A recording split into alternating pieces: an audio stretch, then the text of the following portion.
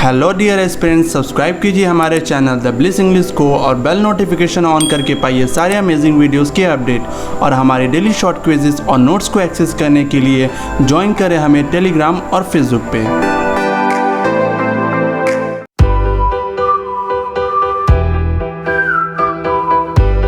तो आइए देखते हैं आर्टिकल का पार्ट 3 में हम लोग समझेंगे omission of article. Omission of article कहने का मेरा मतलब ये है कि हम लोग आर्टिकल का प्रयोग कहाँ कहाँ नहीं कर सकते हैं और वहीं स्पेशल केस में उस आर्टिकल का प्रयोग कैसे करना है। चलिए तो वीडियो के साथ बने रहिएगा और कॉपी और पेन साथ लेके बैठ जाइए। चलिए तो ये रहा आपका पहला रूल है आपका कि सब्जेक्ट के पहले, लैंग्वेज के पहले या गेम्स एंड स्पोर्ट के पहले आपका आर्टिकल का प्रयोग नहीं होता है। ठीक है, एग्जाम्पल के ज़रिए देखते हैं इसको। और ये रहा आपका पहला एग्जाम्पल। इस एग्जाम्पल में आप देख सकते हैं he is a student of history. ठीक है, तो हिस्ट्री आपका सब्जेक्ट है। आपको इसके पीछे कोई आर्टिकल दिख रहा है? नहीं दिख रहा है क्योंकि ये सब्जेक्ट है। ठीक है, यहाँ पे मैंने आपको बताया ऐसे कुछ उपवाद हैं, सब्जेक्ट हो गया, लैंग्वेज हो गया और गेम्स एंड स्पोर्ट हो गया। इसके पहले आपका आर्टिकल नहीं आता है, तो ये स्टेटमेंट आपका एकदम ट्रू है। ठीक है, चलिए सेकंड एग्जांपल देख लेते हैं आपका। She can speak Hindi, Sanskrit and English. ये आपका क्या है? लैंग्वेज है और लैंग्वेज से पहले भी आपका कोई आर्टिकल नहीं आएगा, ना इंग्लिश से पहले, ना संस्कृत से पहले और ना ही हिंदी से पहले। ठीक है, तो यहाँ पे आप देख सकते हैं कि यही स्टेटमेंट भी आपका ट्रू है। चलिए अब बढ़ते हैं अपने सेकंड रूल की ओर और सेकंड रूल है आपका possessive adjective. Possessive adjective generally आपका क्या होता है? किसी व्यक्ति या वस्तु को आपका अधिकार दिखाता है, जैसे कि ये पेन मेरा है। ठीक है, तो ये जो मेरा वर्ड है ना, ये पेन से ये रिलेट करवा रहा है कि ये पेन आपका ही है, यानी आपका अधिकार उस पेन पे है। ठीक है, तो किसी व्यक्ति या वस्तु पे आपका अधिकार देता है वो वर्ड आपका पॉजेसिव एडजेक्टिव होता है, जैसे कि माय, योर, आवर और एसेट्रा। ठीक है, चलिए नेक्स्ट है आपका डेमोन्स्ट्रेटिव एडजेक्टिव। डेमोन्स्ट्रेटिव एडजेक्टिव क्या होता है कि जिस वर्ड से आप किसी नाउन का स्थान या समय ज्ञात कर लें, उस एडजेक्टिव को हम लोग डेमोन्स्ट्रेटिव एडजेक्टिव कहते हैं। Example this, that, those. ठीक है, तो ये आपके वर्ड्स हैं जो किसी नाउन का समय या स्थान ज्ञात कराते हैं। ठीक, ये ब्रॉड कॉन्सेप्ट है, यहाँ पे हम लोग इसका डेफिनेशन सिंपल वे में समझ रहे हैं। और नेक्स्ट है आपका डिस्ट्रीब्यूटिव एडजेक्टिव।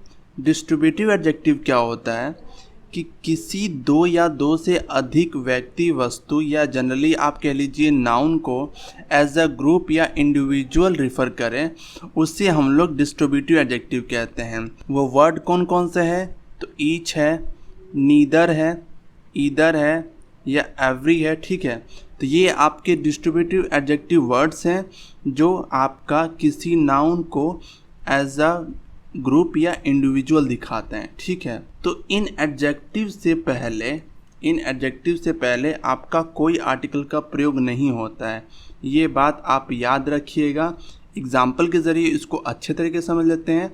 और ये रहा आपका example, this is my house. आप देख सकते हैं कि दिस आपका डेमोन्स्ट्रेटिव एडजेक्टिव है और माई आपका पॉजेसिव एडजेक्टिव है। ठीक है, तो इन दोनों के पहले आप देख सकते हैं कोई आर्टिकल नहीं लगा हुआ है, ना माई के पहले और ना दिस के पहले। तो आपको समझ में आ गया कि ऐसे एडजेक्टिव्स के पहले आपका कोई आर्टिकल नहीं आता है। और ऐसे एडजेक्टिव कौन कौन से हैं?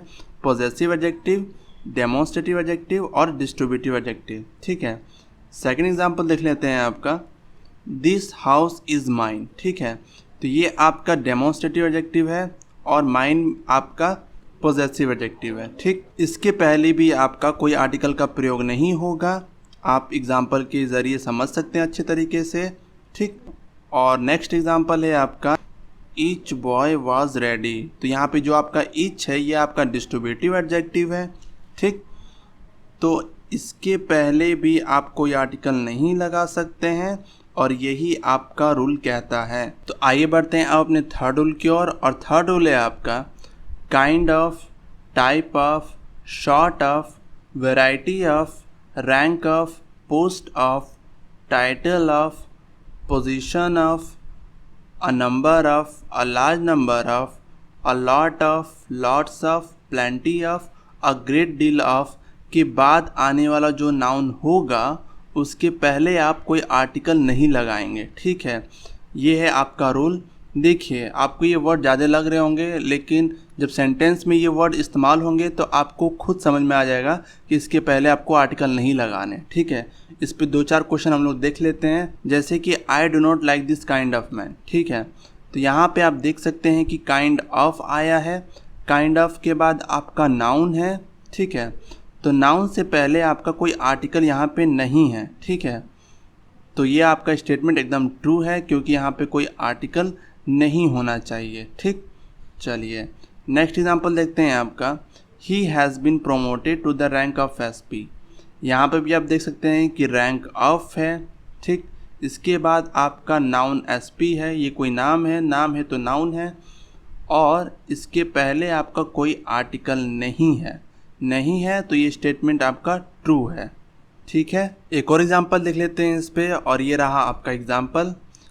इसमें आपका अ लॉट ऑफ है, अ लॉट ऑफ के बाद आपका नाउन मनी है, और मनी के पहले आपका कोई आर्टिकल नहीं आना चाहिए, जो कि यहाँ पर है भी नहीं, तो ये स्टेटमेंट आपका एकदम ट्रू है। ठीक है, ये थे कुछ एग्जाम्पल के ज़रिए आप समझ गए कि ऐसे वर्ड्स आएंगे kind of, rank of, a lot of, इनके बाद में आने वाला जो नाउन होगा तो उसके पहले आपका कोई आर्टिकल यहाँ पे नहीं होगा। ठीक है, इसके भी कुछ एक्सेप्शन है, आइए समझते हैं वो एक्सेप्शन क्या है।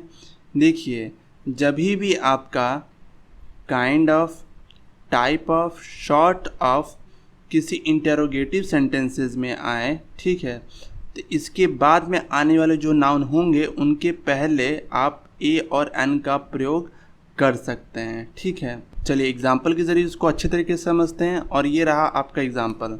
देखिए, यहाँ पे आप टाइप ऑफ देख सकते हैं, इसके बाद आपका नाउन सिंगर है। ठीक, तो नाउन से पहले आप यहाँ पे आर्टिकल यूज़ कर सकते हैं। ठीक, ये आपका स्टेटमेंट ट्रू माना जाएगा। ओके, चलिए नेक्स्ट देखते हैं। नेक्स्ट एग्जाम्पल है आपका what type of singer is he. ठीक है, तो आप इसको गलत मत कर दीजिएगा, यानी मेरे कहने का मतलब ये है कि टाइप ऑफ यहाँ पर आया है, और टाइप ऑफ के बाद आपका नाउन है।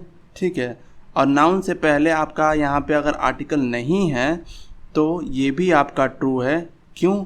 इस रूल के हिसाब से ये आपका ट्रू है, और इस रूल के हिसाब से ये आपका ट्रू है। कहने का मेरा मतलब ये है कि इंटरोगेटिव सेंटेंसेस में ऐसे वर्ड्स आ जाएं तो आप वहाँ पे आर्टिकल लगा भी सकते हैं और नहीं भी लगा सकते हैं, ये आप पे डिपेंड करता है। ठीक है, तो आइए देखते हैं आप अपना फोर्थ रूल। और फोर्थ रूल है आपका कि जब भी आपका man, women, life, death, science, art और नेचर अगर व्यापक अर्थों में आए तो उनके पहले आप आर्टिकल का प्रयोग नहीं करेंगे। व्यापक अर्थ क्या होते हैं? यानी इनके आप ट्रू प्रॉपर्टीज़ के बारे में बात होगा, उनके पहले आपका आर्टिकल नहीं लगेगा। एग्जाम्पल के ज़रिए इसको समझते हैं अच्छे तरीके से, और ये रहा आपका एग्जाम्पल। जैसे कि मैन इज़ मॉर्टल। ठीक है, यानी इंसान मृत है, इंसान मर सकता है, तो ये इसके बारे में एक यूनिवर्सल फैक्ट बता रहा है कि हाँ, सबको एक दिन ना एक दिन मरना है, आदमी भी मर सकता है। ठीक है, तो इसके पहले आप आर्टिकल नहीं लगाएंगे क्योंकि इसका यूज़ व्यापक अर्थ में हुआ है। ठीक है, दूसरी एग्जांपल से समझ लेते हैं इसको और अच्छी तरीके से। जैसे कि वुमेन इज़ मेंस मैट। ठीक है, औरत जो होती है वो आदमी की पार्टनर होती है, मेट होती है। ठीक है, तो इससे ही पता चल रहा है कि हाँ, ये फैक्ट है, क्योंकि औरत आदमी का पार्टनर होती है और आदमी औरत का पार्टनर होता है। ठीक है, तो ये भी आपका यूनिवर्सल फैक्ट है वुमेन्स के प्रति, तो इसके पहले भी आपका आर्टिकल नहीं लगेगा क्योंकि इन दोनों का व्यापक अर्थों में इस्तेमाल हुआ है। ठीक है, इस पर एक क्वेश्चन कर लेते हैं। The man is mortal and ultimately he has to leave everything here, yet how irrationally he remains attached to his worldly possession. ठीक है, तो यहाँ पे हम लोग देख सकते हैं कि इंसान को मृत दिखाया गया है, यानी आदमी को मृत दिखाया गया है। इसका यूनिवर्सल फैक्ट के बारे में बात किया है, तो यदि इसका व्यापक अर्थों में प्रयोग हुआ है तो इसके पहले क्या आर्टिकल लगेगा? नहीं लगेगा। ऐसे वर्ड्स अगर व्यापक अर्थ में प्रयोग हों तो उसके पहले आर्टिकल नहीं लगता है, तब जाके आपका ये स्टेटमेंट ट्रू हो जाएगा। ओके, आगे बढ़ने से पहले अगर आपको ये वीडियो पसंद आ रही है तो वीडियो को लाइक कीजिए और चैनल को सब्सक्राइब कीजिए, और आप हमारे साथ टेलीग्राम पे जुड़ सकते हैं, नीचे लिंक डिस्क्रिप्शन में है।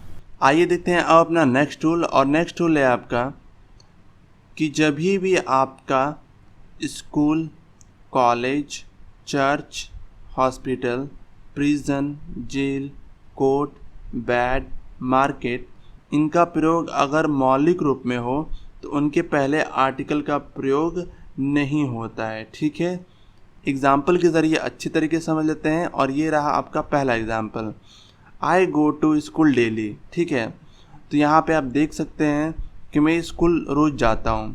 अगर आप स्कूल जाते हैं तो पढ़ने के लिए जाते होंगे, अगर आप स्कूल किसी और काम के लिए जाएंगे तो यहाँ पे आपका आर्टिकल आ जाता, पर अगर आप स्कूल पढ़ने के लिए जा रहे हैं तो वो आपका मौलिक रूप में यूज़ हो रहा है, तो उसके पहले आर्टिकल का प्रयोग नहीं होगा। तो ये स्टेटमेंट आपका ट्रू है।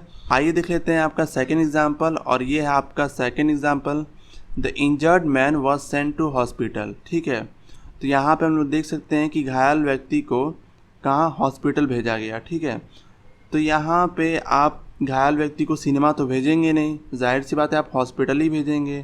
तो ये जो हॉस्पिटल का प्रयोग हुआ है यहाँ पे, ये मौलिक रूप से हुआ है, तो मौलिक रूप से हुआ है तो इसके पहले आप कोई आर्टिकल मत लगाइएगा। ठीक है, अगर हॉस्पिटल का प्रयोग किसी और तरीके से होता तो वहाँ पे हम लोग आर्टिकल लगाते हैं, पर यहाँ पे इसके मौलिक रूप से हुआ है तो यहाँ पे आपका कोई आर्टिकल नहीं लगेगा। तो ये स्टेटमेंट आपका ट्रू है।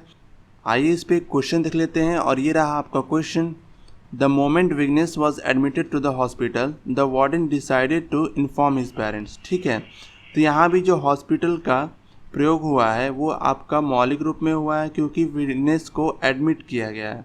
एडमिट किया गया यानी घायल होगा या बीमार होगा, ठीक है, तभी तो हॉस्पिटल में एडमिट हुआ है। एडमिट कौन होता है, मरीज लोग होते हैं।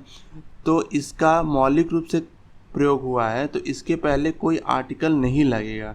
ठीक है, किसी और रूप से होता तो वहाँ आर्टिकल लगता, लेकिन मौलिक रूप से हुआ है तो यहाँ इसके पीछे आर्टिकल नहीं लगेगा, तो ये आपका स्टेटमेंट ट्रू हो जाएगा। ठीक है, चलिए अब बढ़ते हैं अपने नेक्स्ट टूल की ओर। तो नेक्स्ट टूल है आपका, निम्नलिखित फ्रेजेस में आर्टिकल का प्रयोग नहीं होता है। आइए कुछ ऐसे फ्रेजेस देख लेते हैं जहाँ पे आर्टिकल प्रयोग नहीं होता है, वो एक फिक्स्ड फ्रेजेस होते हैं। पहले हम लोग पॉइंट नंबर 1 बाय का देख लेते हैं, जैसे कि by post, by chance, by messenger, by cheque, by air, by land, by sea, by road, by car, by bus, by jeep, by train, by plane, by steamer, by scooter, by bicycle, by mistake, by chance. ठीक है, तो ये आपके bye वाले कुछ phrases हैं जिनके पहले या इनके पहले नहीं, इनके बीच में कोई आर्टिकल का प्रयोग नहीं होता है। ठीक, दूसरा देख लेते हैं in pay, in fact, in detail, in short, in trouble, in confusion, in time, in demand, in danger, in life, in haste, in crisis, in difficulty, in doubt और इन डेप्थ। ठीक है, तो यहाँ पे हम लोग देख सकते हैं कि इन और फैक्ट के बीच में कोई आपका आर्टिकल नहीं है, इन और डिटेल के बीच में कोई आपका आर्टिकल नहीं है। क्यों? क्योंकि ये आपके फिक्स्ड फ्रेजेस हैं और ये बहुत इंपॉर्टेंट टर्म्स है जो कि मतलब एग्ज़ाम्स में पूछे जाते हैं। तो मैंने यहाँ पे इंपॉर्टेंट फ्रेजेस यहाँ पे लगा दिए हैं। जब भी आप एग्ज़ाम में ऐसे वर्ड्स देखें तो आपको पता चल जाएगा कि वहाँ पे आर्टिकल नहीं लगाना है। आपको इस चीज़ को याद रखने की ज़रूरत नहीं है, आप 2-3 बार देखेंगे आपको एकदम अच्छे समझ में आ जाएगा। ठीक है, चलिए नेक्स्ट देख लेते हैं। आपका नेक्स्ट है आपका ऑन पे, जैसे कि on strike, on duty, on foot, on payment, on leave, on demand, on time, on earth और ऑन फायर। ठीक है, तो ये भी आपके फिक्स्ड फ्रेजेस हैं जिनके बीच में आपका कोई आर्टिकल नहीं लगता है। तो ये थे आपके कुछ फिक्स फ्रेजेस जिनके बीच में आपका कोई आर्टिकल नहीं लगेगा, पर एग्ज़ाम में आपका इनके बीच आर्टिकल दे देता है जो कि नहीं होना चाहिए। आपको इनके बीच आर्टिकल नहीं लगाना है और ऐसे आप एरर डिटेक्शन को ट्रू कर लीजिएगा। ठीक है, और यहाँ पे हम लोग का ख़त्म होता है पूरा आर्टिकल। अगले वीडियो में हम लोग देख लेंगे प्रैक्टिस सेट, और उन प्रैक्टिस सेट को लगाने के बाद आपका आर्टिकल हमेशा के लिए तैयार हो जाएगा। तो आई होप आपको ये वीडियो पसंद आया होगा। वीडियो पसंद आया तो लाइक कीजिए, चैनल को सब्सक्राइब कीजिए और जिन्हें इंग्लिश पढ़ना है उनको भी शेयर कीजिए। तो thank you aspirants and have a nice day.